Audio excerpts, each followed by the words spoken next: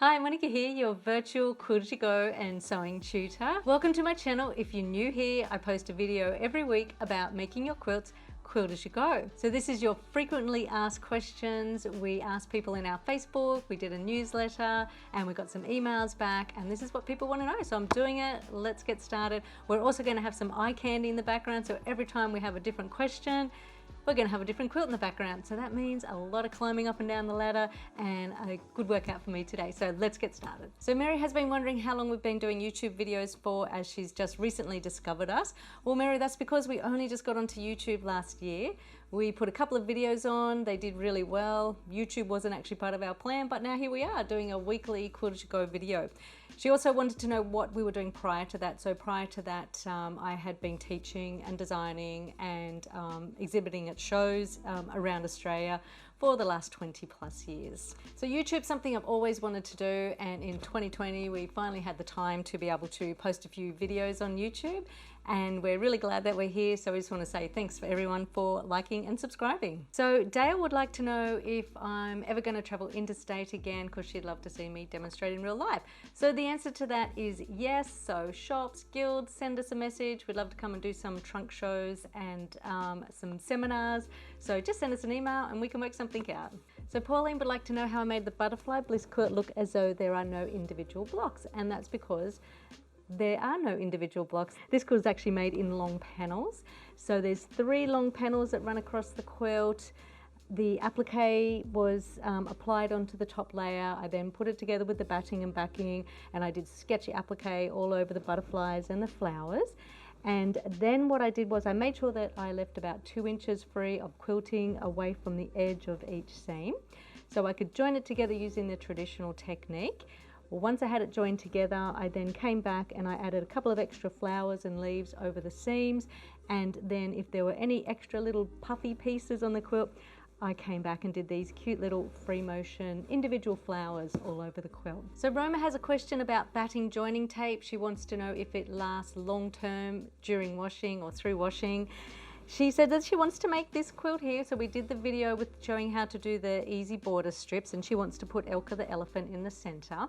And in that video I show every time I sew a border strip on, and then I slip a piece of batting in, and I like to just make sure that it's going to stay in place using some batting joining tape. So I tend to just trust what it says on the pack, and it pretty much does say that it lasts through washing. So I did test a sample of it, and it was quite good. So I actually washed a sample in the sewing machine, in the in the washing machine, and there was not a problem. Like, it really did stay there. So I think the answer is, anytime you're worried about a product, just test it first to make sure it's going to be okay. So batting joining tape is different to fusible web. It's a light nylon strip. It's got fusing on one side, so that's your rough side. And when you iron it between 2 pieces of batting, or we iron it between a seam allowance and the batting, it holds pieces together. So you just butt your pieces up together, iron it on, and it holds your pieces together. So Tiffany and Tracy would both like to know the same thing. Can any quilt pattern be made as a quilt as you go quilt? Well, that's kind of like a yes and no answer. So every time I design a quilt, I plan for it. So anything that needs to happen before the quilt is made, I make sure that that happens. They'd like to know if there's any rules. So it's a really great question, and I think that one deserves its own YouTube video. So that's something that we will have coming up. But just a couple of little quick things to give you an idea. So basically, if you wanted to use the easy cover strip method, that's what I've used on this quilt here. It's an applique quilt. I added an extra inch all the way around the edge, because I do say in the video that by the time you sew your seam, press it open and put the cover strip on, you lose about an inch around the edge of your block. So that's why I've added the extra inch.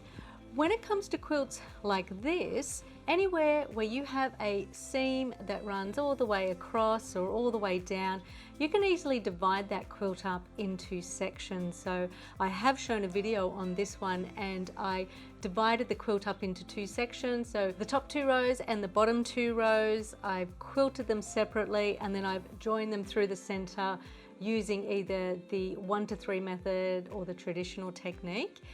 And then I've put the border on separately using the Easy Quilt as you go border. So you may have to make some changes. It might be difficult to make mitered corners with Quilt-as-you-go, so you can adapt. I will actually do a special video on this topic because I think there's a whole lot to talk about with this one. And Trish would like to know, do you recommend using Quilt-as-you-go for quilts that aren't applique but have blocks that are pieced together and form a design? Well, it's the same kind of thing as what I was saying here. Yes, you could do that, just break the quilt up into sections, quilt them, and then join them together again. And another question that we had was, what are the 5 different methods that I use? So I use the easy cover strip method, the traditional technique, the 1 to 3 method, the joining strip method, and the easy Quilt-as-you-go border method. I think that's 5. But I'll put the links for all of them in the description, so if you haven't seen them yet, you can go back and check them out. Naomi asked what fabric markers I'm using. So in my videos, I'm using the Trio marker. It's a ceramic lead, and this pen has got 3 different colors in it. So when you turn, it's got pink, black, and white in it. A tip with ceramic markers is make sure that you don't press too hard because it has an eraser on the end, and you can easily rub out any stray pencil lines with the eraser. It also comes in the single pencil, and you can get refills that go with them. So they're things that you'll always have in your sewing kit all the time.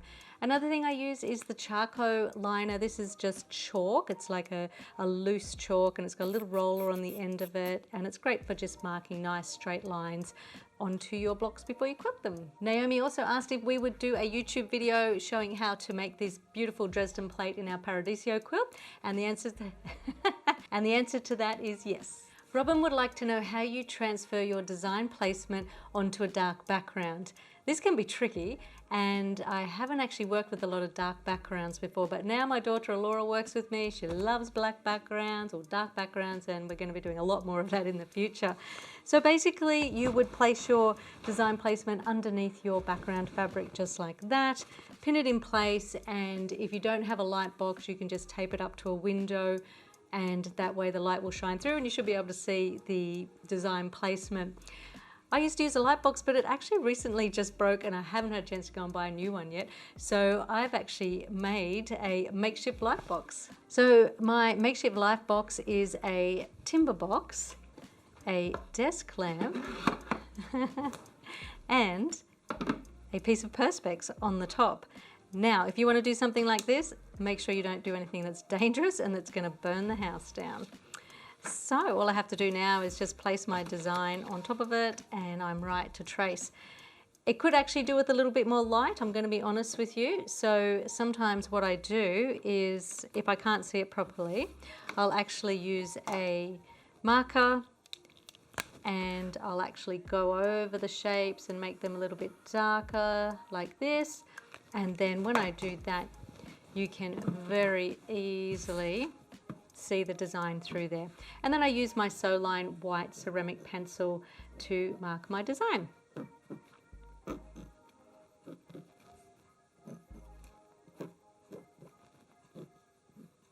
Here's another idea. You can use a permanent marker and mark your design onto tulle or trace a design onto tulle. Then make sure that you leave that to dry so it is nice and set. Wipe it over with a damp cloth before you do use it, and then you just sit that on top of your work, and then using a light marker you just trace over the lines, and you can see the design. Linda would like to know what size needle I use for regular sewing. So that would just be a size 70 universal needle. But there are lots of different types of needles for all the different fabrics and thicknesses out there. And I will put a chart in our Facebook group, which is our private Facebook group. Everyone's welcome to join, and I'll put a chart there just so that you can have a look and make sure you're using the right needle. The other thing that I want to mention is that a needle only has 8 hours of life, so I always say new project, new needle. Margarita and a lot of people would like to know what model is my sewing machine and if it's good for free motion quilting and also walking foot quilting. So my machine is the Brother Novus. It's a VM 6200D. I've had it for about 8 or 9 years now, and apparently it has been superseded. It is a beautiful machine. You see it in all the videos. I love using it. You will have to contact Brother to see what the updated model is. I think that I think it's the VM 3000 VQ3000 is pretty much the same machine without the embroidery, and yeah, it does great free motion quilting and also walking foot quilting, absolutely perfect. And I just want to add that I'm not endorsed by any sewing machine company, so if you have a brand that you like, stick with it. Ada would like to know what brand of batting joining tape I prefer. So I've used two different ones. I used the Matilda's Own and I've also used Bosal. Both of them are really good, and as I mentioned before, they're just that lightweight nylon tape with the fusing on one side of it. Ada would also like to know if you could just cut strips of a really lightweight fusible interfacing instead of actually using the batting joining tape. Now look, I'm sure that you could, but just make sure that it's very, very light. So you don't want to add any stiffness to your batting, you just want to be able to hold two edges of batting together with a fusible tape. So Jackie and a lot of other beginners want to know, when you do fusible applique, does the fabric end up fraying around the edge when you wash it?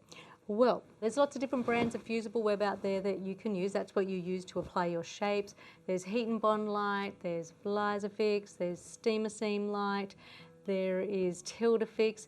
So all of those products, the glue is designed to actually stay in when you wash your quilt.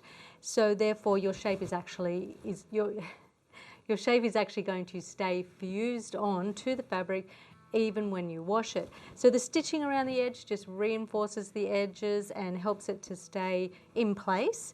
You may get a little bit of fraying, although we did actually ask this question in our Facebook group and most people said they've been using fusible applique for a long time and their quilts haven't frayed. So it's quite safe, and you can either do a little blanket stitch around the edge, you can do a little zigzag, or even satin stitch. So you can check that out. We do have a YouTube tutorial showing how we do our different stitches around the edge of raw edge applique. And Jennifer would like to know what videos you can all look forward to. So we're going to do that, can any quilt be made into a Quilt-as-you-go quilt, Quilt-as-you-go scrap quilts, Quilt-as-you-go crumb quilts, and we've also got lots more Quilt-as-you-go ideas with strips and pre-cuts. And we'd also like to do some thrifting. I do lots of bag making. I'd like to teach some of that too, a little bit of dressmaking. So as you can see, we're not going anywhere. We're going to be here for a lot longer. We're going to have our weekly videos and maybe some extras. Oh, and we've also got our block of the month coming up soon. So this was our block of the month from last year. It was a mystery quilt. We did a video on it each week. It was run in a private Facebook group where you download the patterns and then we show you how to make it. So that is coming up soon. We're going to start that around July. So make sure, subscribe to our newsletter if you'd like to find out more about it. And we'll also have lots more going on in our Facebook page. So we just want to say to everyone, thank you so much for all your support. And for those that haven't, please like and subscribe. And we'll see you in the next video. Bye.